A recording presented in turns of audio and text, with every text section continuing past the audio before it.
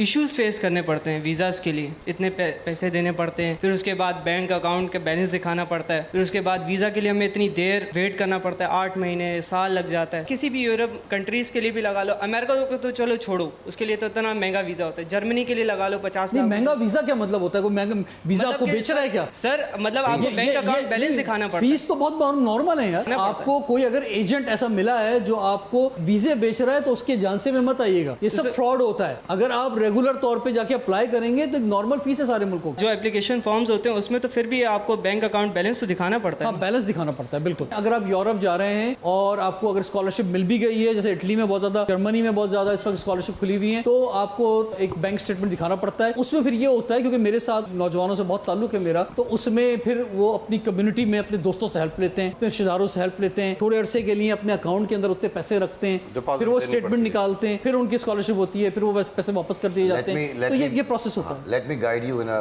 वे। देखो बेटा, रिसर्च किया करो चीज़ों की। अगर आप पढ़ाई के लिए जाते हो तो इवन आप एफिडेविट ऑफ सपोर्ट ले सकते हो किसी से भी, जहां तक बैंक स्टेटमेंट का सवाल आता है, and that is by law with every embassy in the world. ये मैं एज अ पैरालीगल आपको बता रहा हूँ कि अगर आपके दोस्त हैं या भाई हैं जो, वो आपको एफिडेविट ऑफ सपोर्ट दे सकते हैं कि जो I take care of his you know this thing, उस पर आपका वीजा इशू हो सकता है, and that is by the embassy. ठीक, they never say no to that.